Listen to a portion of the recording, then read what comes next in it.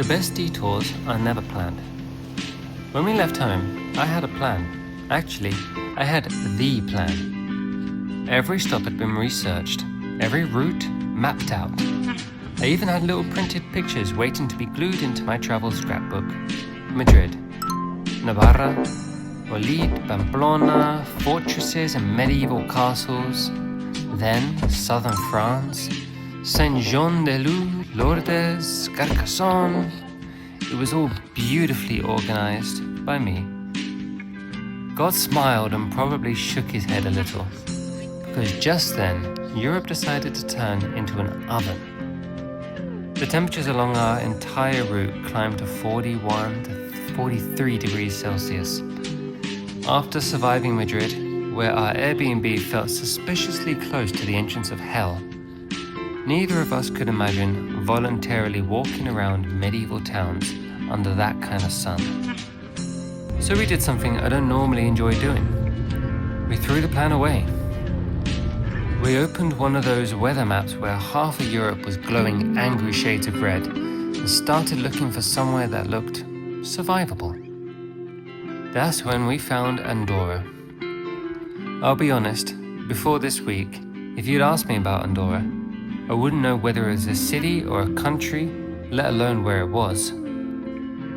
It turns out it's a tiny country tucked between Spain and France. We saw a hostel we liked, and then we found 2 BlaBlaCars. The first one was cheaper, but arrived at 3 in the morning, long after the hostel had stopped accepting check-ins. The second one was more expensive, but the timing worked perfectly. The driver confirmed, so we booked the hostel. We loaded up our backpacks, dragged everything through Madrid's heat. We got to the metro station, sweated through another hour of public transport, and finally arrived at the meeting point with half an hour to spare. And just in time to receive a message from the driver saying, "Sorry, I already left." I'll be honest, for a few minutes we were just stood there, staring at our phones. The hostel was booked. The ride was gone. We had absolutely no idea what to do next. I would love to say that we wished our driver a safe trip and a happy life, as we graciously thought of Plan B. We didn't. We screamed in silence and tried very hard to contact her or her review page to give her a piece of our mind. Not our best piece. But God in His mercy didn't let us. So after our very justified tantrum was over, we prayed. Not one of those Polish, eloquent prayers, just a semi-panicked, "Father, we need another option right now" kind of prayer. We even started discussing whether we should lose the hostel deposit money and head somewhere completely different. Portugal maybe. As one last attempt, we messaged the other BlaBlaCar driver, the one we'd already ruled out. It turned out the app had the wrong arrival time, and the driver would actually reach Andorra early enough for us to check into our hostel. His name was Jamie, or Jaime in Spanish. He turned out to be wonderfully kind. The journey was full of conversation and laughter, and he even dropped us right outside our hostel in La Massana. What started out as a nightmare turned out to be a huge blessing and probably a new friend we will stay in touch with. Everything was going back on track and going according to plan again. Or so we thought. Because after arriving at what has honestly become one of my favorite hostels ever, cozy, rustic, wonderfully cool thanks to the glorious air conditioning, filled with friendly travelers, we discovered one tiny detail. Busking is illegal in Andorra. Like, completely illegal. Since busking was part of our daily budget, that wasn't exactly the news we were hoping for. At first, it felt like another closed door, but almost immediately, another one opened.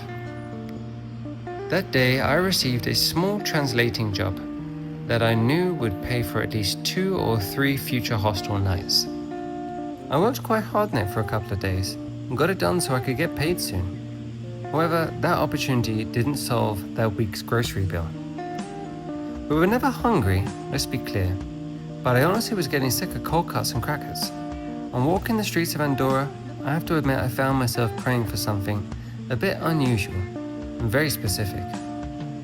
Father, I thought, please get us some real food. Maybe we could find cheap cooked food, or maybe someone could invite us to dinner. Random, I know, but somehow it felt very possible. I don't even know why. By the second day, we found ourselves quite frustrated. I was working again all day, and we were unable to do anything or go anywhere. So we started to wonder whether maybe our information about busking had been wrong. Maybe it was only amplified music that wasn't allowed. Maybe others were exaggerating. We found a nearby opening in front of a couple cafes. Matthew gave it a shot and played 3 songs. People stopped, smiled, applauded, and were grateful for the music. Some even started walking over to tip him. That's when the police arrived. Thankfully, they were kind-ish.